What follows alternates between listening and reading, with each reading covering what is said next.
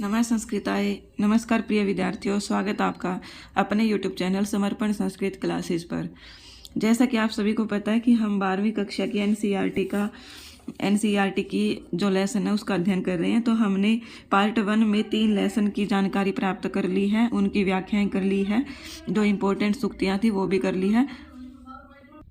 आज की कक्षा की शुरुआत हम करते हैं कर्म गौरवम चैप्टर से, जो हमारा कल बीच में छूट गया था।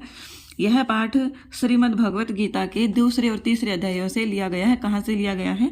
दूसरे और तीसरे अध्यायों के मंत्र जो है वो लिए गए हैं, श्लोक लिए गए हैं। और श्रीमद् भगवत गीता में टोटल 18 अध्याय हैं और 700 मंत्र हैं बच्चों। क्या है? टोटल 18 अध्याय हैं और 700 मंत्र हैं। ये जब हम श्रीमद् भगवत गीता का चैप्टर पढ़ेंगे तो उसमें कर लेंगे। इसके बाद हमारा शुरू होता है सबसे पहले बुद्धि युक्तो जहाती है उभे सुकृत दुष्कृते तस्माद योगाय युज्यस योग है कर्मशु कौशलम। क्या कहा गया है? देखो, श्री कृष्ण जी अर्जुन को उपदेश दे रहे हैं कि बुद्धि युक्तो जहाती है। बुद्धि युक्त अर्थात बुद्धि से युक्त। क्या है? बुद्धि से युक्त जो मनुष्य होते हैं वो क्या है? जहाती अर्थात छोड़ देते हैं। क्या करते हैं? छोड़ देते हैं। जहाती होता है छोड़ देना। कि बुद्धि से युक्त अर्थात जिसके पास बुद्धि है वो जहाती छोड़ देते इस संसार में। उभे अर्थात दोनों। उभे क्या है? दोनों। कौन कौन से? सुकृत और दुष्कृत। सुकृत होता है पुण्य और दुष्कृत होता है पाप। कि जो मनुष्य बुद्धि से युक्त होता है वो क्या कर देता है? इस संसार में पाप और पुण्य के चक्कर को छोड़ देता है। अर्थात वह इस चक्कर में नहीं रहता कि मैंने आज पाप किया है या मैंने आज पुण्य किया है। तस्माद योगाय युज्यस्व। तस्माद इसलिए। क्या है? तस्मात इसलिए योगाय योग के लिए युज्यस्व युक्त हो जाओ। अर्थात योग करने में युक्त हो जाओ, लग जाओ। योग है कर्मशु कौशलम। योग क्या है? कर्मशु कर्मों में कौशलम अर्थात श्रेष्ठ है। इसमें हमसे प्रश्न में ये भी पूछा जा सकता है, जैसे ये दे दी जाएगी तो, और हमसे ये पूछा जाएगा, जैसे ये यहाँ तक दे दिया गया और कर्मशु कौशलम ये दे दिया गया, परंतु हमें ये नहीं दिया गया और डैश दे के खाली स्थान दे के ये पूछ लिया जाता है कि यहाँ पर क्या आएगा। तो तस्माद योगाय युज्यस्व अर्थात इसलिए योग के लिए युज्यस्व युक्त हो जाओ, क्योंकि योग ही कर्मों में क्या है? श्रेष्ठ माना गया है। इसलिए हमें ये भी याद रखना है कि योग है कर्मशु कौशलम अर्थात योग ही कर्मों में कुशलता देता है अर्थात श्रेष्ठ है। इसके बाद दूसरा है नियतम कुरु कर्म तवम कर्म जयायो ही अकर्मण है। श्रीर यात्रा अपि चैते न प्रसिद्धेत अकर्मण है। नियतम कुरु अर्थात नियतम होता है जो शास्त्रोक्त कर्म है, जो निश्चित कर दिए गए हैं, इस प्रकार के कर्मों को करो। तुम कर्म जयायो ही अकर्मण है। और जयायो होता है श्रेष्ठ। जयायो क्या होता है? श्रेष्ठ। कि कर्म श्रेष्ठ है ही निश्चय रूप से अकर्मण है अर्थात जो कर्म नहीं करता उससे क्या है? कर्म करने वाला श्रेष्ठ है। अगर हम कोई कार्य करेंगे ही नहीं तो वो क्या हो जाएगा? नीच माना जाएगा। अर्थात उसको हम, जैसे हमारे घर में ही लगा लो, अगर हम कोई कार्य नहीं करते हैं तो हम उसको क्या मान लेते हैं? आलसी। उसकी कोई इज्जत नहीं करता, उसे कोई सम्मान नहीं देता।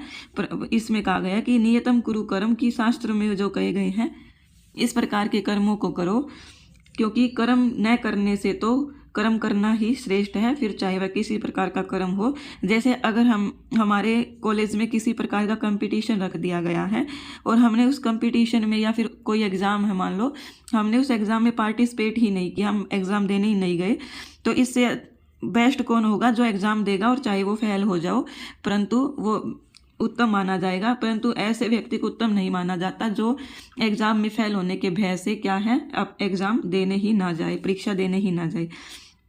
तो इस प्रकार कहा गया कि नियतम जो निश्चित कर दिए गए हैं ऐसे कर्मों को करो, क्योंकि जयायो श्रेष्ठ है ही निश्चित रूप से अकर्मण है। जो अकर्मण अर्थात जो कर्म नहीं करते उनसे कर्म करने वाला श्रेष्ठ है। शरीर यात्रा अपि चैते न प्रसिद्धे अकर्मण है। कि शरीर यात्रा भी अर्थात शरीर की यात्रा भी या शरीर का जो निर्वाह है वो भी ते न प्रसिद्धेत कि वह भी क्या है? न प्रसिद्धि को प्राप्त नहीं करता है। अकर्मण है कर्म के द्वारा। कि अगर हम किसी प्रकार का कोई कर्म नहीं करेंगे तो हमारा शरीर भी क्या है, पड़ा पड़ा पड़ा पड़ा क्या हो जाएगा, बेकार हो जाएगा, किसी कार्य के नहीं रहेगा और वह न ही प्रसिद्धि को प्राप्त करेगा, न ही हम रोगग्रस्त हो, न ही हम रोग से मुक्त होकर के अपना जीवन यापन कर सकेंगे। इसके बाद हमारा आगे श्लोक आता है, न कर्मणानाम आरंभ नैष्कर्यम पुरुषो अश्नुते न च सन्य सनाद एव सिद्धिम समधिगच्छति। क्या कहा गया है, देखो, न कर्मणान आरंभ नैष्कर्यम पुरुषो अश्नुते, कि कर्मों को अनारंभ अर्थात आरंभ किए बिना ही नैष्कर्यम निष्कर्मता को पुरुषो अश्नुते, पुरुष अर्थात पुरुष निष्कर्मता होता है बच्चों, जो काम नहीं करता, निष्कर्मता को अश्नुते प्राप्त कर सकता है।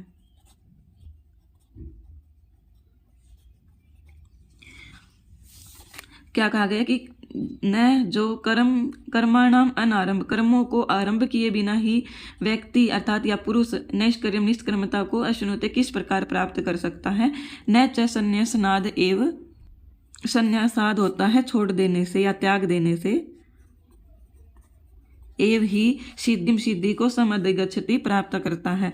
क्या कहा गया कि ऐसा व्यक्ति जो कर्मों को आरंभ ही नहीं करता है वह निष्क्रमता को किस प्रकार प्राप्त हो सकता है, अर्थात वह निष्क्रमता को प्राप्त नहीं होता, और इसी प्रकार न ही कर्मों को छोड़ देने से जो मनुष्य है वह सिद्धि को समधिगच्छति प्राप्त कर सकता है। कि अगर हम किसी कार्य को आरंभ ही नहीं करेंगे तो हम निष्क्रमता को किस प्रकार प्राप्त हो जाएंगे, और इसी प्रकार यदि हम किसी कार्य को करना छोड़ देंगे तो हम सिद्धि को प्राप्त नहीं कर सकते। इसके बाद है, न ही कश्चित क्षणमपि जातु तिष्ठति अकर्म कृत कार्यते ही अवशः कर्म सर्वः प्रकृति जयी गुण ही।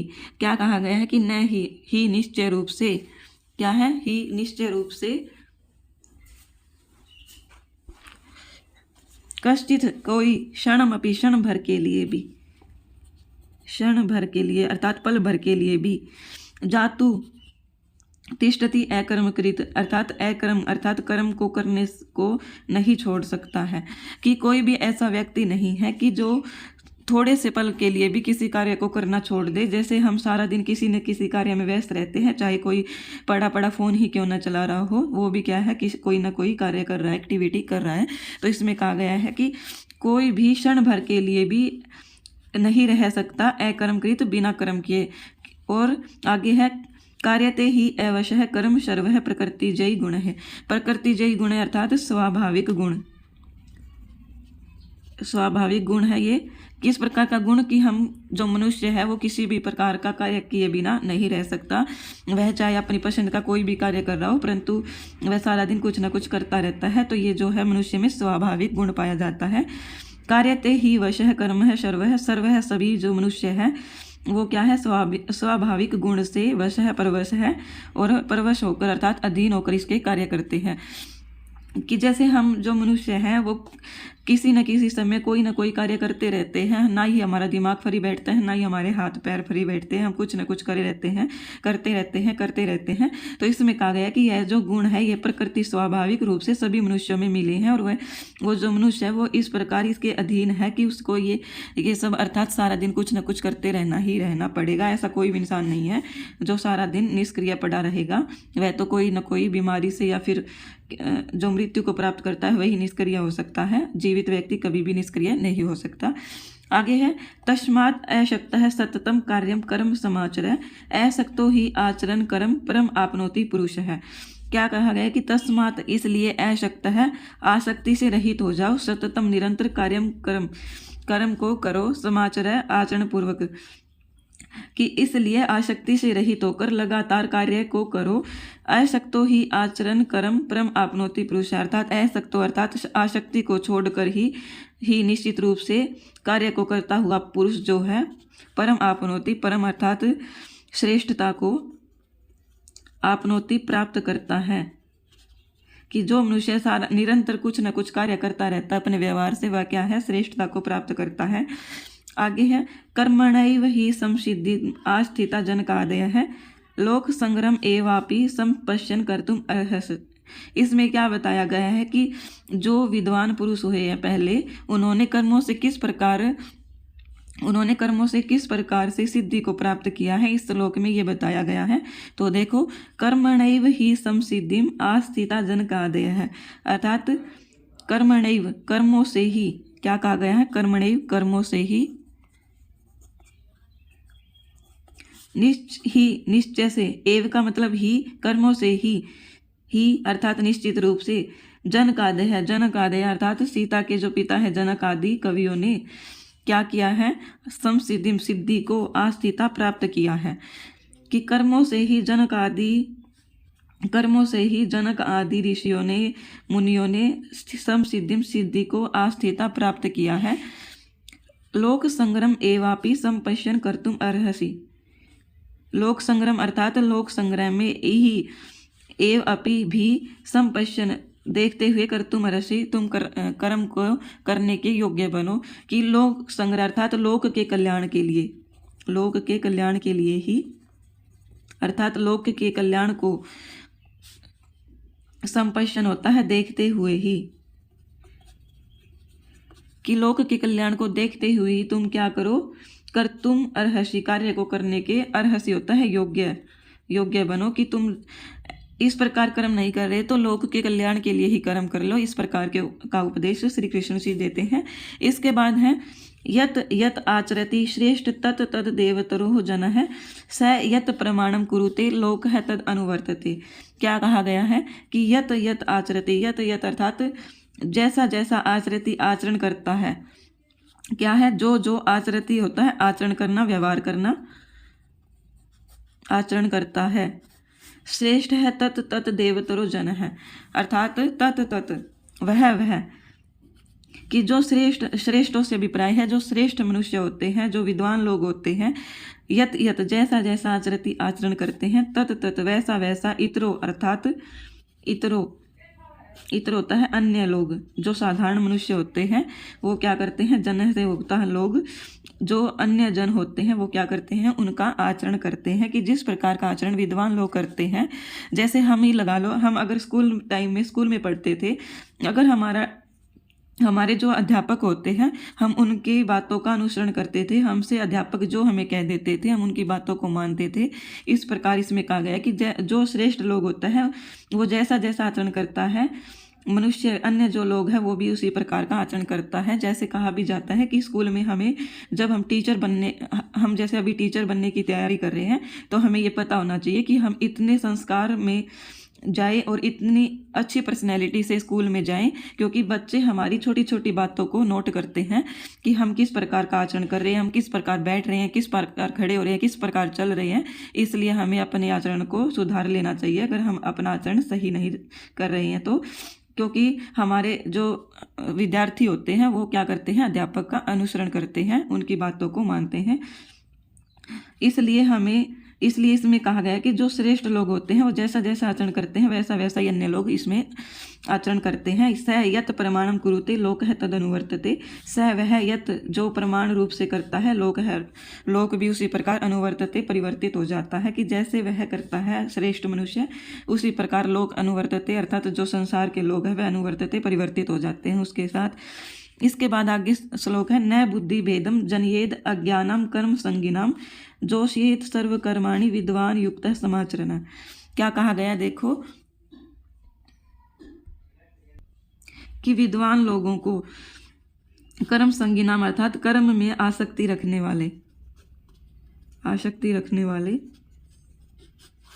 कर्म में आसक्ति रखने वाले, अज्ञानम अज्ञानी व्यक्तियों के, जनयेत होता है उत्पन्न करना, कि जो विद्वान लोग होते हैं उसको क्या नहीं करना चाहिए, कर्म में आसक्ति रखने वाले लोगों को, अज्ञानी लोगों को क्या नहीं करना चाहिए, उनके बुद्धि भेद अर्थात उनका जो ज्ञान है उनमें भेद उत्पन्न नहीं करना चाहिए। अर्थात अगर वह कर्म में आसक्ति रख रहे हैं तो उसको रखने देना चाहिए, उसे उनके कर्म बुद्धि में भेद नहीं उत्पन्न करना चाहिए कि तुम ये कर्म में आसक्ति रख रहे हो, क्यों कर रहे हो, ये कर रहे हो, वो कर रहे हो। इस प्रकार जो विद्वान मनुष्य है उसको बुद्धि का भेद नहीं करना चाहिए, जो अज्ञानी लोग होते हैं उनका। जोशियेत सर्वकर्माणि विद्वान युक्त समाचरण, कि विद्वान से युक्त जो समाचरण आचरण करता है, जोशियेत सर्वकर्माणि उसी प्रकार के सभी कर्मों को हमें करना चाहिए। इस श्लोक में ये कहा गया है कि जो विद्वान व्यक्ति है उसको ये नहीं कहना चाहिए कि तू मतलब उसकी बुद्धि में ऐसा कोई भेद उत्पन्न नहीं करना चाहिए कि जिससे वह अपने कर्म में आसक्ति को छोड़ दे, परंतु उसको ऐसा करना चाहिए कि विद्वान के आचरण को देखकर ही सभी लोग उसके कर्मों को अपना ले, अर्थात कि हमें कर्म में आसक्ति नहीं रखनी है। हमें क्या करना है, हमें कर्म तो करते रहना परंतु उसके फल में आसक्त नहीं होना है कि हमें किस प्रकार का फल मिलेगा उसमें आसक्त नहीं होना है, हमें कर्म करते रहना है। आगे देखिए बच्चों, यहाँ हमारा ये श्लोक का चैप्टर कंप्लीट होता है। इसमें और कुछ इम्पोर्टेंट नहीं है, हमने ये कंप्लीट कर लिया है। आगे है हमारा पाठ सुकनाशो उपदेश है। पाठ का नाम है सुकनाशो उपदेश, अर्थात सुकनास के द्वारा दिया गया उपदेश। सुकनास कौन है? सुकनास है महाराज तारापीड़ के मंत्री। कौन है? तारापीड़ जो महाराज है उसके क्या है? मंत्री है सुकनास। देखो बच्चों, जो हमारे ये सुकनाशो उपदेश है ये कहाँ से लिया गया है? ये कादम्बरी से। कादम्बरी ने जो कादम्बरी है हमारी पुस्तक किसके द्वारा लिखी गई है? बाण भट्ट जी के द्वारा। बाण भट्ट जी के द्वारा हमारी ये कादम्बरी पुस्तक लिखी गई है और कादम्बरी से ही ये कहा क्या किया गया है? ग्रहण किया गया है सुकनाशो उपदेश। इसमें सुकनास जो मंत्री है तारापीड़ के, तारापीड़ महाराज है, उनके जो मंत्री हैं सुकनास, वो क्या करते हैं? वो महाराज चंद्रापीड़ को, चंद्रापीड़ कौन है?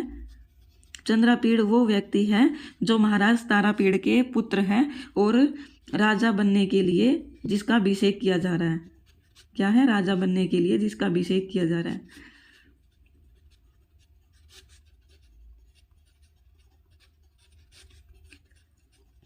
हम इनमें कंफ्यूज हो सकते हैं कि हमसे प्रश्न में ये पूछा जा सकता है कि जो सुकनाशो उपदेश में सुकनास मंत्री है वह किसको उपदेश देता है? तो हम इनके तारापीड़ और चंद्रापीड़ नामों में कंफ्यूज हो जाते हैं, उलझन में पड़ जाते हैं कि ये चंद्रापीड़ होगा या तारापीड़। तो हमें ये याद रखना है कि तारापीड़ जो है वो क्या है? तारापीड़ जैसे तात अर्थात पिता, पिता क्या है? तारापीड़ है। और चंद्रापीड़ क्या है? जो राजा बनने जा रहा है। राजा कौन होता है? जो अकेला एकमात्र पूरी प्रजा पर राज करता है। तो इसी प्रकार जो हमारा चंद्र है, चंद्र क्या है? हमारी पूरी पृथ्वी पर ही राज करने वाला है, अर्थात वो एकमात्र है। तो इस प्रकार हमें ये याद रखना है कि चंद्र से, चंद्र अर्थात राजा, राजा अर्थात जो हमारे चंद्र एकमात्र प्रजा पर राज्य करता है, इस प्रकार। और जो तारापीड़ है अर्थात तय से तात अर्थात वो पिता है। कौन है? पिता।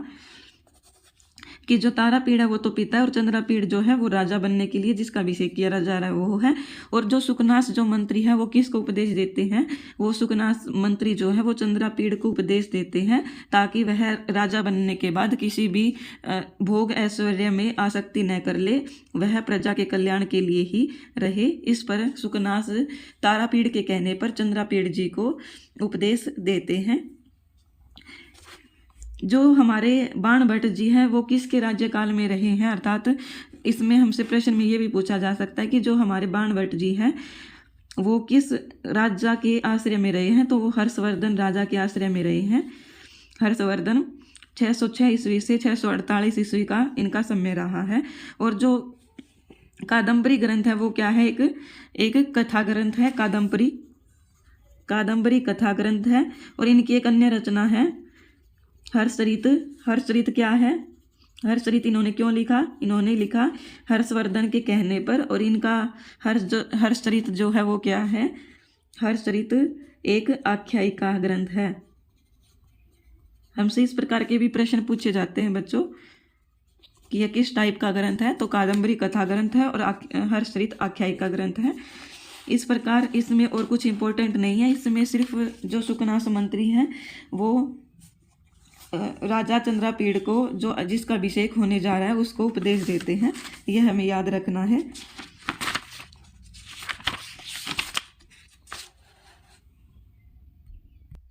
ये देखो बच्चों एक इम्पोर्टेंट श्लोक, यौवनम धन संपत्ति ही प्रभुत्वम अविवेकता एकैक अपि अनर्थाय किमु यत्र चतुष्टयम। क्या है?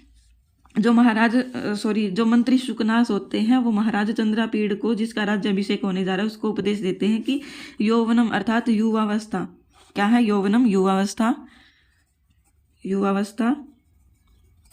धन अर्थात धन, संपत्ति अर्थात लक्ष्मी या संपत्ति, प्रभुत्वम अर्थात स्वामित्व,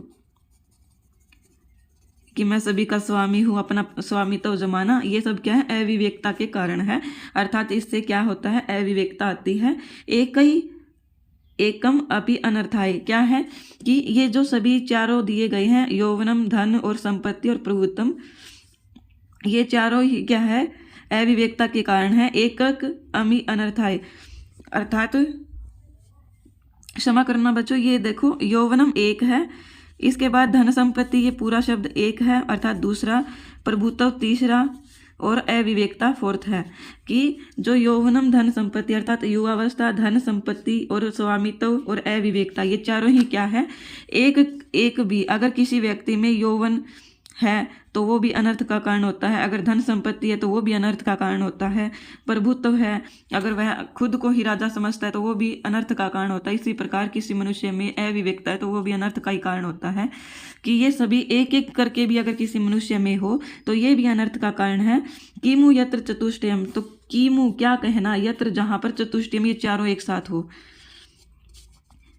चारों एक साथ हो। अगर किसी व्यक्ति में ये चारों एक साथ मिल जाए, ये चारों, तो उसका तो कहना ही क्या था? तो उसका तो अनर्थ निश्चित ही निश्चित है। परंतु यदि किसी व्यक्ति में ये सब एक एक करके भी हो तो उसका भी अनर्थ निश्चित है। इसमें और कुछ हमें ज़्यादा नहीं करना। आगे देखो बच्चों, हमारा पाठ शुरू होता है सुक्ति सुधा। ये जो सुक्ति सुधा पाठ है, इसमें सुक्तियों का वर्णन किया गया है। सुक्ति सुधा पाठ, ये सुक्तियाँ कहाँ से ली गई है? पंडित राज जगन्नाथ से, महाकवि माघ के ग्रंथ से, भवभूति से, महाकवि भारवी से ये सुक्तियाँ, या भर्तृहरि से ये ली गई है। तो आइए हम इनका परिचय इनकी जानकारी लेते हैं। देखो बच्चों, सुक्ति के श्लोकों को देखो। अस्ति यद्यपि सर्वत्र नीरम नीरज राजितम रमते न मरालस्य मानसम मानसम विना। क्या कहा गया है? कि अस्ति है, यद्यपि यदि, हालांकि, सर्वत्र सभी जगह, नीरम अर्थात जल को कहते हैं, नीरम जल, नीरज राजितम, नीरज होता है जो जल में उत्पन्न होता है, नीरम अर्थात नीर होता है जल, और जय मतलब उत्पन्न होता है अर्थात कमल, जो जल में उत्पन्न होता है वह क्या है? कमल। राजितम सुशोभित होता है।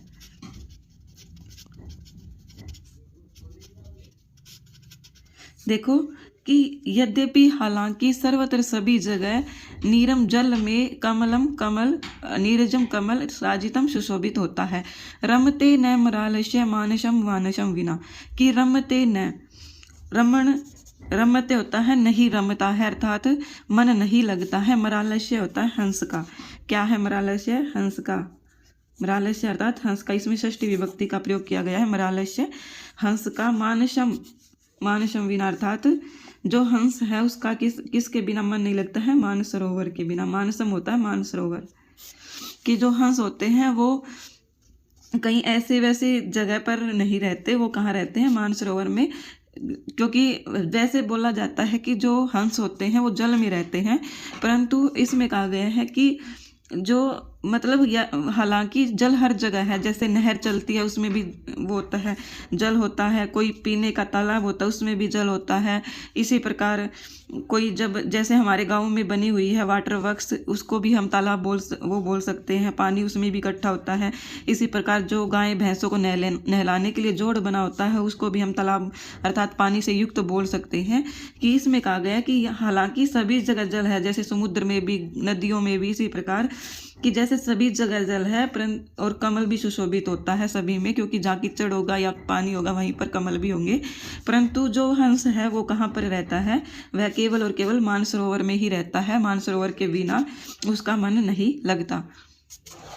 इसके बाद आगे है दूसरा श्लोक। नीर सीर विवेके हंसालस्यम तवमेव तनुषे चेत विश्व अस्मिन् धुनानयः कुलव्रतम पालयसीति। क्या कहा गया? कि नीर और शीर के विवेक में, अर्थात नीर और शीर, नीर होता है जल, शीर होता है दूध, कि जल और दूध को अलग करने में हंसालस्यम, हंस आलस्य से युक्त हो जाएगा। तवम एव तुम ही तनुषे चेत, यदि तुम ही आलस्य से युक्त हो जाओगे। चेत होता है यदि, कि हे हंस, यदि नीर और दूध और पानी को अलग अलग करने में यदि तुम ही आलस्य से युक्त हो जाओगे, विश्व अस्मिन, अस्मिन अर्थात इस विश्व में, अधुना, अब, अधुना, इसमें अस्मिन में अधुना शब्द जुड़ा हुआ है, इसमें अधुना से अभिप्राय होता है अब, अन्य है, अन्य लोग, कुलव्रतम, कुलव्रत का, पाल्यशिति का है, अर्थात किस प्रकार पालन करेगा या कौन पालन करेगा, कि जो हंस होते हैं उसको ये जन्म से ही ये अधिकार मिला हुआ होता है कि वो दूध और जल को अलग अलग कर सकते हैं, इस प्रकार की उसमें विवेक है, बुद्धि है। परंतु यदि अगर यह कार्य जो दूध और पानी को अलग अलग करने का कार्य यह अगर हंस ही नहीं करेगा, तो इस प्रकार कुल का व्रत जो, अर्थात कुल में जो पहले से ये आचरण चलता आ रहा है, इस प्रकार का जो कुल व्रत है उसका आचरण कौन करेगा, अर्थात कि कोई भी कार्य करने में यदि कोई भी कार्य, जैसे कुंभकार होते हैं, कुम्हार जो घड़ा बनाने का कार्य करते हैं, यदि कुम्हार ही घड़ा बनाने के लिए छोड़ देगा तो कुल व्रत का पालन कौन करेगा। इस प्रकार इसमें कहा गया कि हे हंस, इस प्रकार का कार्य अर्थात दूध और जल को अलग अलग करने का कार्य आप करने में आलस्य न करो। इसके बाद हमारे पास तीसरा श्लोक है, सुक्ति, तीसरी सुक्ति है, तावत कोकिल विरशान यापय दिवशान वनांतरे निवसन, यावन मिल दल अलिमाल है को अपि रसाल सम उल्लस्यति।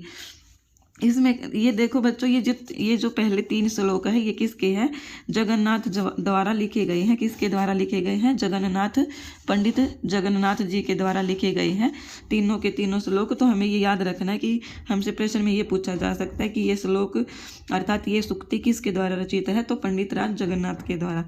इसमें है तावत कोकिला विरशान यापय, कि विरशान होता है विरह से, कोकिला कोयल, तावत तब तक यहाँ पे जीवन बिताओ, दिवशान वनांतरे निवसन है, दिवशान अर्थात दिनों को, वनांतरे वन के अंदर निवसन रहते हुए, कि हे कोयल तब तक अपने जीवन को वन के अंदर दिवसों को, दिनों को बिताओ, यावत जब तक अलिमाल है, भंवरों का जो समूह है वो कोई भी रसाल है, समूलस्यति अर्थात जो रसाला होता है आम, कोयल को आम बहुत पसंद होते हैं, वो जो कोयल होती है वो आम के रसों से सेवन करती है। तो इसमें कहा गया है कि हे कोयल तब तक अपने जीवन को इसी प्रकार निराशापूर्वक वन के वृक्षों पर बिताओ जब तक कि जो आम का पेड़ है उस पर क्या है, आम लग न जाए, अर्थात आमों का सीजन न आ जाए, तब तक अपने जीवन को इसी प्रकार बिताते रहो। इसके बाद है न आलम्बते दैष्टिकताम न निषीदति पौरुषे शब्दार्थौ शत कविर इव दव्यम विद्वान अपेक्षते।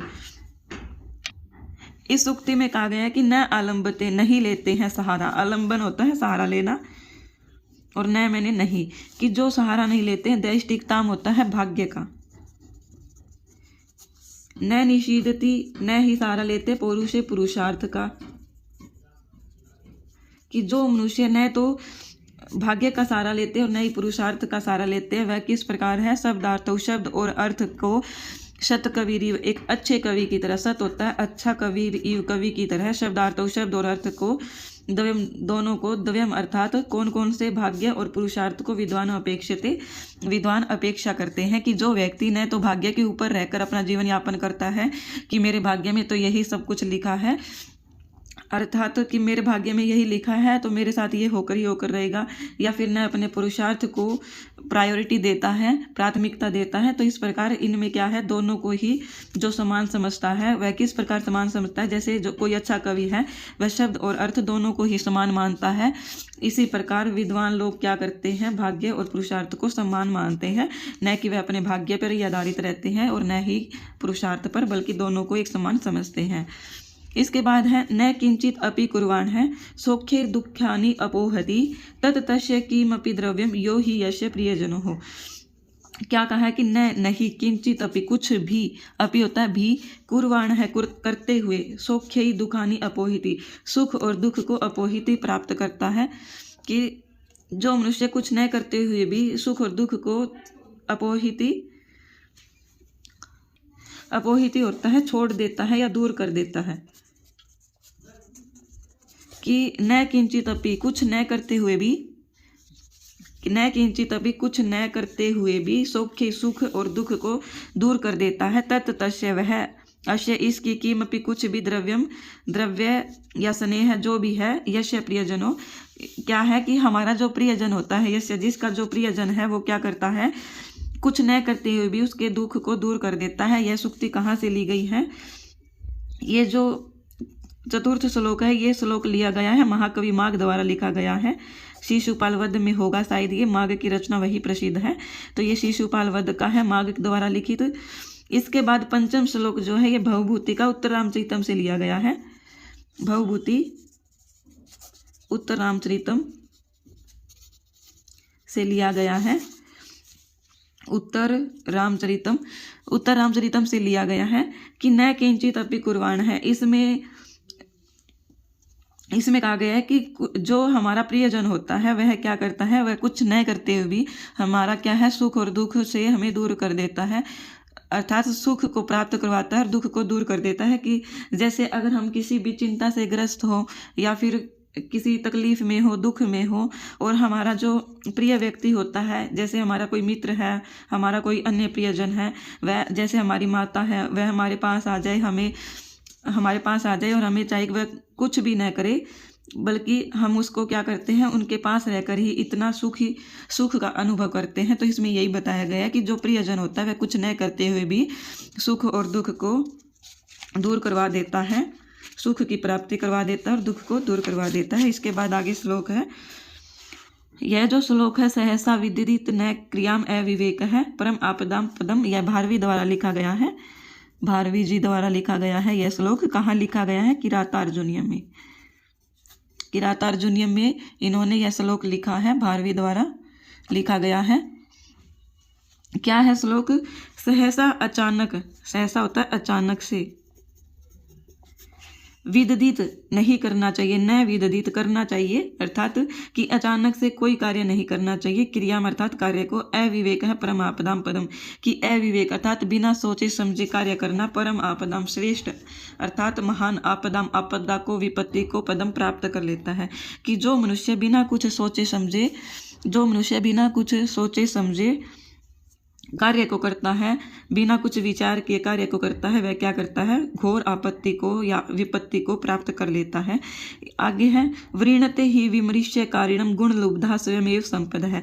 कि विमृश्य कारिणम, की जो मनुष्य निश्चय रूप से ही, निश्चय ही विमृश्य कारिणम होता है, अर्थात सोच विचार कर कार्य करना, सोच विचार कर जो मनुष्य विचार करके कार्य को करता है, गुण लुब्धा, गुण से, इस प्रकार के गुण से लुब्धा, लालची, संपद है संपत्ति, स्वयं ही व्रीणते है उसके पास आ जाती है। क्या कहा गया है कि जो मनुष्य सोच विचार कर कार्य करता है, संपद है संपत्ति जो है वह गुणों की लालची, क्या है, लुब्धा होता है लालची, वह गुणों की लालची स्वयं एवं खुद ही उसके पास चल करके आ जाती है। आगे हमारा श्लोक, स्वायत्तम एकांत गुणम विदात्रा विनिर्मितम छादनम अजातायाः विशेषतः सर्वविदाम समाजे विभूषणम मौनम पंडितानाम। कि स्वायत्त होता है अधीन, अपने अधीन, क्या है, स्वायत्तम अपने अधीन, एकांत गुणम, एकांत अर्थात एकमात्र गुणम, गुण को विदात्रा अर्थात भाग्य ने या फिर ईश्वर ने विनिर्मितम निर्मित किया है या निर्माण किया है। कि जो विदाता है उसने अपने अधीन एकमात्र गुण को ही निर्माण किया है। किस प्रकार का गुण और किसके लिए? कि छादनम अज्ञताया, अज्ञानियों के अज्ञान को, छादनम ढकने के लिए। देखो बच्चों, अज्ञताया होता है अज्ञान और छादन होता है ढकना, विदात्रा होता है भाग्य या फिर ईश्वर। कि ईश्वर ने क्या किया है, स्वायत्तम अपने अधीन, एकांतम एकमात्र गुणम, गुण को क्या किया है, विनिर्मितम निर्माण किया है, एकमात्र गुण का निर्माण किया है, जो क्या करता है, अज्ञानी व्यक्ति का के जो अज्ञान है उसको ढक देता है। वह जैसे आगे देखो, विशेषतः सर्वविदाम समाजे, सर्वविदाम अर्थात विद्वान होता है विद्वानों के, क्या है, विद्वानों के, समाजे समाज में, विभूषणम मौनम पंडितानाम, विभूषणम आभूषित करता है या विभूषित करता है, मौनम मौन ही पंडितानाम मूर्खों को। क्या कहा गया देखो, कि विशेष रूप से विद्वानों के समाज में विभूषणम विभूषित करता है, आभूषित करता, अलंकृत करता है। क्या अलंकृत करता है? अपंडितानाम अर्थात जो मूर्ख व्यक्ति है उसको मौनम चुप रहना ही सुशोभित करता है।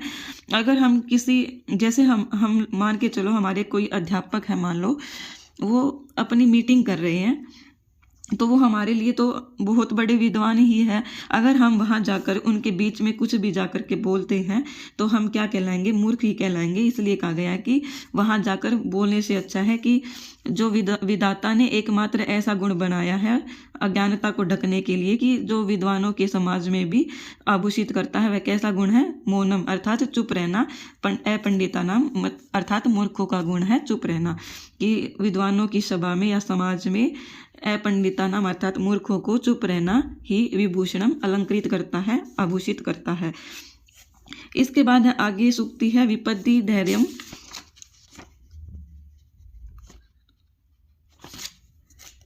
ये सभी श्लोक बच्चों कहाँ से लिए गए हैं? ये लिए गए हैं भर्तृहरि द्वारा। ये सभी आगे जो भी श्लोक आएंगे ये भर्तृहरि द्वारा लिए गए हैं। तो आइए शुरू करते हैं। भर्तृहरि इनके रचयिता है, ये याद रखना है। भर्तृहरि जी कहाँ से लिए गए हैं? नीति शतक से। अगर हमसे इस प्रकार की सूक्ति देकर पूछ ली जाए और पूछा जाए कि ये कहाँ से लिए गए हैं, तो ये नीति शतक से लिए गए हैं। देखो श्लोक है विपत्ति धैर्यम विपत्ति धैर्यम अथा अभ्युदय सम्मा सदसी वाक पटुता युधि विक्रम है यशसी च अभिरुचिर व्यसनम श्रुतौ प्रकृतिर सिद्धम इदम ही महात्मानाम।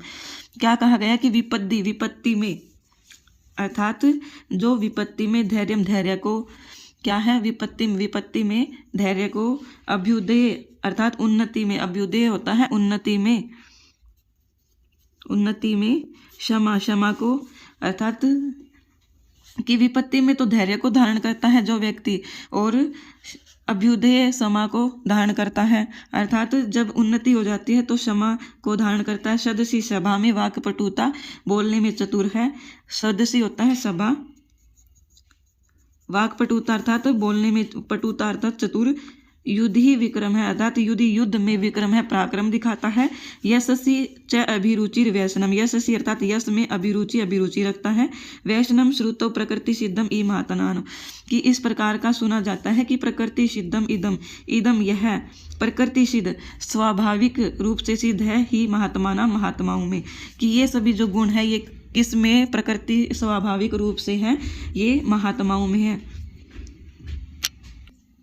क्या कहा गया? देखो एक बार दोबारा, कि जो विपत्ति में धैर्य को धारण करता है, उन्नति में क्षमा को धारण करता है, सदसी सभा में चतुरता बोलने में चतुर है, युद्ध में पराक्रम दिखाता है, यश में अभिरुचि रखता है, इस प्रकार का क्या है? प्रकृति सिद्ध महात्माओं में इस प्रकार का प्रकृति सिद्ध अधिकार है, अर्थात उनमें ऐसा स्वभाव होता है महात्माओं का। आगे है पापात निवार्यते योज्यते हिताय गुह्यम निगुह्यति गुणान प्रकटीकरोति आपदगतम चैन जहाति ददाति काले सन्मित्रम लक्षणम इदम प्रवदन्ति संतः। क्या कहा गया कि पापात निवार्यति, पाप को निवार्यति रोकता है, पाप करने से निवार्यति हटाता है। और योज्यते हिताय अर्थात हित के कार्य में, क्या है? हिताय हित के कार्य में, योज्यते लगाता है, युक्त करता है। युक्त करना अर्थात लगाना, कि पाप कार्य करने से तो हमें हटाता है और हित के कार्य करने में लगाता है। गुह्यम होता है छुपाने योग्य बात को, निगूहति छुपाता है। गुणान प्रकटीकरोति, गुणान गुणों को, प्रकटीकरोति प्रकट करता है, कि जो हमारे छुपाने योग्य बात अर्थात सीक्रेट रहस्य उनको तो छुपाता है और गुणों को प्रकट करता है। आपदगतम च न जहाती, आपदगतम अर्थात विपत्ति आने पर न जहाती नहीं छोड़ता है। ददाती काले, और काले समय आने पर, अगर किसी समय हमें किसी चीज़ की आवश्यकता आती है तो ददाती देता है, कुछ भी, चाहे धन की आवश्यकता हो या किसी और कार्य की। सन्मित्रम लक्षणम इदम, अच्छे मित्र के ये जो लक्षण है ये प्रवदंती संत है, संत लोग कहते हैं कि अच्छे मित्र के लक्षण कौन कौन से हैं? जो हमें पाप से निवार्यते, पाप करने से हटाते हैं, और हित के अर्थात भलाई के कार्य करने में लगाते हैं, हमारे सीक्रेट रहस्य को, गुप्त बातों को छिपाते हैं और गुणों को प्रकट करते हैं, और विपत्ति आने पर हमारा साथ नहीं छोड़ते और समय आने पर हमारा साथ देते हैं या हमें धन देते हैं। इस प्रकार के 6 लक्षण विद्वानों के द्वारा, संतों के द्वारा कहे गए हैं। आगे सूक्ति है, मनसी वचसी काये पुण्य पीयूष पूर्णा स्त्री भुवन उपकार श्रेणी भी प्रीणयंत है पर गुण परम माणुन पर्वती कृत्य नित्यम निज हृदय विक्षंत है संति संत कियंत है। क्या कहा गया है देखो, मनसी अर्थात मन से वचसी वाणी से काये शरीर से पुण्य पीयूष पूर्णा, पीयूष होता है अमृत, अमृत का ही पर्यायवाची क्या है पीयूष, पूर्णा भरी हुई, कि जो मन से और अपनी वाणी से और शरीर से पुण्य रूपी अमृत से भरे हुए हैं। क्या है? पुण्य रूपी अमृत से भरे हुए हैं। त्रिभुवन उपकार श्रेणी भी प्रीणयंत है, त्रिभुवनम जो तीनों भुवनों को में उपकार श्रेणी भी उपकार करके, त्रिभुवन अर्थात तीनों लोकों में, भुवन होता है लोकों में, क्या है उपकार श्रेणी भी, उपकार अर्थात दूसरों पर उपकार करके जो प्रीणयंत है प्रसन्न करते हैं। पर गुण परमाणुन, पर गुण अर्थात दूसरों के, पर अर्थात दूसरों के, परमाणुन परमाणु अर्थात जो बिल्कुल छोटे से अणुओं के समान भी गुण है। पर्वतीकृत्य नित्यम, नित्यम क्या हमेशा, पर्वतीकृत्य उसको भी क्या कर देते हैं पर्वत के समान कर देते हैं। जैसे मान लीजिए मेरे अंदर एक छोटा सा गुण है, इत्तू सा गुण है, और उसको क्या कर देते हैं आप लोग, जैसे जब कमेंट करते हो तो चाहे मैं उस गुण के लायक हूँ भी ना, और आप जब मुझे कमेंट करके बताते हो कि मैं कैसा पढ़ाती हूँ, आप इतना अच्छा पढ़ाते हो, ऐसे करते हो, हमें अच्छा लगता है, ये सब क्या है कि जो दूसरों के गुण को अणुरूपी अर्थात जो एक छोटा सा कंकर मात्र के गुण को, अणु मात्र के गुण को पर्वतीकृत्य पर्वत के समान, पहाड़ के समान बड़ा बताते हैं। निज हृदय विक्षंत है, अपने हृदय में विक्षंत विकसित करते हैं। संति संत कियंत है, कि इस प्रकार के संत लोग कियंत कहाँ पर मिलते हैं अब, कि अर्थात इस समय इस प्रकार के संत मुश्किल ही प्राप्त होते हैं, अर्थात ऐसे नहीं होते जो मन से, वाणी से और शरीर से पुण्य रूपी अमृत से भरे हुए हैं और तीनों लोगों का उपकार करके प्रसन्न करते हैं, और दूसरों के गुणों को जो एक अंश मात्र होता है उसको भी पहाड़ के समान बताते हैं। अर्थात आज के युग में क्या होता है, हम चाहे अगर कोई व्यक्ति अच्छा कार्य भी कर रहा है तो हम उसे अच्छा कार्य करने के लिए उसकी सराहना नहीं करते, बल्कि उससे क्या करते हैं जेलसी फील करते हैं। क्योंकि हमें अगर हमारा कोई मित्र भी है तो भी अगर वह कोई अच्छा कार्य करने में लगा है या फिर उसको जॉब भी प्राप्त हो गई है, तब भी हम उस पर क्या करेंगे, जेलस फील ही करेंगे, उससे जलेंगे ही, हम उसकी सराहना नहीं करेंगे। तो इसलिए कहा गया कि इस प्रकार के संत अब कहाँ मिलते हैं। आगे है, केयूराणी न भूषयन्ति पुरुषम हारा न चंद्रोज्ज्वला न स्नानम न विलेपनम न कुसुमम न अलंकृता मूर्धजा वाणी एका समलंकृति पुरुषम या संस्कृता धार्यते श्रीयन्ते खलु भूषणानि सततम वाग्भूषणम भूषणम। क्या कहा गया कि केयूराणी होता है बाजूबंद। केयूरानी क्या होता है, बाजूबंद, जो हम बाजू के ऊपर डालते हैं, बाजूबंद बोलते हैं, जो सोने से या फिर चांदी से निर्मित होता है, जो धातु से निर्मित होता है, उसको हम बाजूबंद बोलते हैं। न भूषयंती, नहीं विभूषित करता है या अलंकृत नहीं करता है। इसी प्रकार पुरुषम हारा न चंद्र उज्ज्वला, और चंद्र के समान हारा, हार भी न उज्ज्वला अर्थात भूषयंती, की जो मनुष्य बाजूबंद पहनता है वह भी विभूषित नहीं होता। इसी प्रकार चंद्र के समान उज्ज्वल सफेद हारा हार पहनने से भी वह क्या है, अलंकृत नहीं होता। न स्नानम, स्नान करने से भी अलंकृत नहीं होता। न विलेपनम, विलेपनम अर्थात किसी क्रीम का या फिर किसी भी प्रकार का लेप लगाने से भी हम अलंकृत नहीं होते। न कुसुमम न अलंकृता मूर्धजा, कि फूलों को लगाने से भी हम अलंकृत नहीं होते। वाणी एका सम अलंकृति, एका अर्थात एकमात्र, एका एकमात्र, वाणी अर्थात वाणी ही सम अलंकृति अलंकृत करती है। पुरुषम या संस्कृता धार्यते, या जो पुरुष संस्कृत रूपी वाणी को धार्यते धारण करते हैं, धार्यते होता है धारण करना, कि जो पुरुष एक क्या करते हैं, जो पुरुष वाणी रूपी संस्कृत को ही धारण करते हैं, अर्थात संस्कृत रूपी वाणी को ही धारण करते हैं, वह ही क्या है, एकमात्र अलंकृत होते हैं, अर्थात वही पुरुष अलंकृत होता है। अन्य किसी बाजूबंद पहनने से चंद्र के समान हार पहनने से, स्नान करने से, विलेपन अर्थात अपने शरीर पर किसी भी प्रकार का लेप लगाने से या फिर फूलों को सजाने से क्या होता है, अलंकृत नहीं होता। हम अलंकृत नहीं होते, हम अच्छे दिखाई नहीं देते। हम अच्छे किस प्रकार दिखाई देते हैं? हम अच्छे दिखाई देते हैं अपने व्यवहार से, अपने आचरण से। इस प्रकार इसमें कहा गया है। आगे देखो, सीयन्ते खलु भूषणानि सततम वाग भूषणम भूषणम। क्या है? सीयन्ते नष्ट हो जाते हैं, नष्ट हो जाते हैं। खलु निश्चय रूप से, भूषणानि समस्त आभूषण, सततम भाग भूषणम भूषणम। सततम भाग वाग भूषणम होता है वाणी रूपी आभूषण, वाणी रूपी आभूषण। भूषणम सुशोभित होता रहता है निरंतर। कि ये जो ऊपर दिए गए हैं, ये जो ऊपर दिए गए हैं, ये सभी क्या है? नष्ट हो जाते हैं, परंतु वाणी रूपी एक ऐसा अलंकार है जो कभी भी नष्ट नहीं होता। इसके बाद आगे हमारी सूक्ति है, यावत स्वस्तम इदम कलेवर गृहम यावत च दूरे जरा यावत च इंद्रिय शक्तिर प्रतिहता यावत शयो न आयुष है आत्मश्रेयसी तावद एव विदुषा कार्य प्रयत्नो महान है प्रोदीपते भवने च कूप खननम प्रति उद्यम कीदृश है। कि यावत अर्थात जब तक, यावत जब तक, स्वस्तम इदम, इदम यह, कलेवर गृहम, कलेवर अर्थात शरीर रूपी क्या है? शरीर रूपी गृहम घर, शरीर रूपी जो घर है। यावत जब तक, स्वस्थम इदम स्वस्थ है, यावत च दूरे जरा, और यावत जब तक, दूरे दूर है, जरा अर्थात वृद्धावस्था, वृद्धावस्था। कि जब तक हमारा जो शरीर है वो अस्वस्थता से दूर है, अर्थात क्या है? स्वस्थ है। और यावत च दूरे जरा, और वृद्धावस्था से भी जब तक दूर है।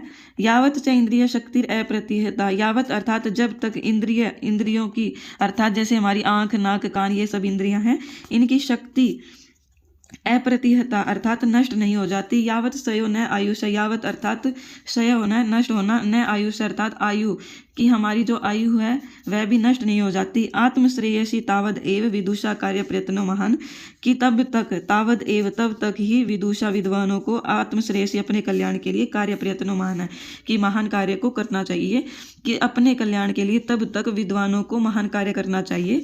प्रोदीप्ते भवने की, प्रोदीप्ते अर्थात अग्नि के लग जाने पर, अग्नि के लग जाने पर। भवने, भवन में अर्थात अगर किसी घर में अग्नि प्रज्वलित हो गई है, आग लग गई है, तो कूप खननम प्रति उद्यम कीदृश है, अर्थात कुएं खोदने का जो उद्यम अर्थात परिश्रम है वो किस लिए किया जा रहा है, कीदृश अर्थात किस लिए किया जा रहा है।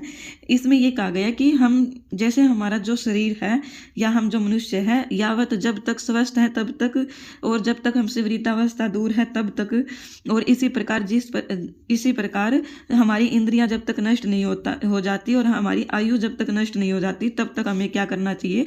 अपने कल्याण के लिए, आत्मश्रेयसी, अपने कल्याण के लिए, दूसरों के लिए महान कार्य करने चाहिए, अर्थात उनके जीवन पर अर्थात महान कार्य कर लेने चाहिए। क्योंकि जब हम वृद्धावस्था को प्राप्त हो जाएंगे, या हमारा शरीर अस्वस्थ होगा, या हमारी आयु ही समाप्त हो जाएगी, या हमारी इंद्रियां काम करना बंद कर देंगी, तो हम फिर ये सोचते फिरेंगे कि हमने कुछ किया ही नहीं। तो इससे पहले ही कि हमारे साथ ऐसी कुछ दुर्घटना हो, हमें महान कार्य कर लेने चाहिए। क्योंकि अगर हमने पहले कुआं खोदा होता, कुएं की खुदाई कर ली होती, तो अग्नि जब प्रज्वलित होगी, मतलब अर्थात अगर हमारे किसी के घर में पहले से ही कुआं है और उसके घर में आग लग जाती है, तो वो उस कुएं से पानी निकाल के उसको आग को बुझा सकते हैं। लेकिन अगर किसी के घर में आग पहले लगती है और कुआं बाद में होता है, तो उसका अर्थात इस कुएं का कोई लाभ नहीं होता, ये व्यर्थ में ही परिश्रम किया जा रहा है। इस प्रकार इसमें कहा गया है। आगे देखो, इसमें और कुछ इम्पोर्टेंट नहीं है, छंद का टॉपिक हमने पहले से ही कर लिया है। इसके बाद है विक्रमस्य औदार्यम, ये सप्तम पाठ है हमारा। सिंहासन द्वात्रिशी का, इसमें 32 मनोरंजक कथाएं हैं। जैसे द्वात्रिशी का नाम से स्पष्ट है, 32 मनोरंजक कथाएं हैं। इसमें मनोरंजक कथाओं से अभिप्राय है इसमें कि जो पुतलियां होती है, ये जो सिंहासन होता है विक्रमादित्य का होता है, और 1018 और 1063 ईस्वी में राजा भोज हुए हैं, जिनको खुदाई करने से, राजा भोज को खुदाई करने से विक्रमादित्य का सिंहासन प्राप्त होता है। इस सिंहासन पर राजा भोज बैठना चाहता है, क्योंकि विक्रमादित्य का सिंहासन है तो कोई आम सिंहासन तो हो नहीं सकता। इस पर जो राजा भोज होते हैं वो उस सिंहासन को खुदाई से प्राप्त करके अपने जो राजसभा उसमें रख करके उस सिंहासन पर बैठना चाहता है। परंतु विक्रमादित्य का जो सिंहासन है उस पर 32 पुतलिकाएं होती हैं जो महाराज विक्रम की उदारता के बारे में अर्थात विक्रमादित्य के कार्य के बारे में सब कुछ जानती है। तो वो जब राजा भोज उस सिंहासन पर बैठना चाहता है तब सभी पुतलियां एक एक करके राजा भोज से प्रश्न करती है कि यदि आप में इस प्रकार के गुण किस प्रकार के कि जिस प्रकार के हमारे महाराज विक्रमादित्य में गुण थे इस प्रकार के यदि आप में वो गुण है तो आप इस सिंहासन पर बैठने के योग्य हो, अन्यथा आप नहीं बैठ सकते। इस करके जो 32 पुतलिकाएं होती है वो एक एक करके प्रश्न उससे पूछती है। आगे देखो, इसमें और कुछ इम्पोर्टेंट नहीं है करने के लिए। ये पाठ हमारे अभी जो हमारी नई बुक है उसमें नहीं है, ये हमें नहीं करना। आगे है कार्यम व साध्ययम देहम व पातेयम, कि कार्यम अर्थात कार्य की साध्ययम सिद्धि करेंगे या कि कार्य को सिद्ध करेंगे, व अथवा देहम देह शरीर का त्याग कर देंगे। कि जो इसमें जो शिवाजी महाराज होते हैं वो जब उनका युद्ध होता है अन्य उनके शत्रुओं से तो इस पर वो कहते हैं कि हम ऐसे बीच में रुकने वाले नहीं हैं, या तो हम अपनी देह का ही त्याग कर देंगे या फिर क्या करेंगे, या तो हम अपनी देह का त्याग कर देंगे या फिर कार्य को सिद्ध करके ही मानेंगे, अर्थात हम विजय को प्राप्त करके ही रहेंगे। ये जो पाठ है ये अंबिका दत्त व्यास द्वारा लिखा गया शिवराज्य विजय नामक एक ऐतिहासिक उपन्यास से लिया गया है। अर्थात इस उपन्यास में दूसरे अध्याय में प्रथम विराम के चौथे निश्वास में क्या है, प्रथम विराम के चौथे निश्वास में से ये पाठ लिया गया है। ये पाठ नहीं, इसमें ये पाठ ग्रहण किया गया है, परंतु ये एक सुक्ति रूप है, ये सुक्ति बोली जाती है। शिवराज विजय इस उपन्यास में एक सुक्ति है और इसी को यहाँ पर पाठ के रूप में उतार दिया गया है कि या तो कार्य को सिद्ध करूँगा या देह त्याग कर दूंगा। ये सब किसकी सुक्ति किसके द्वारा कही गई है, ये शिवाजी महाराज के द्वारा कही गई है शिवराज्य विजय उपन्यास में। इसमें और कुछ जानने के लिए इम्पोर्टेंट नहीं है।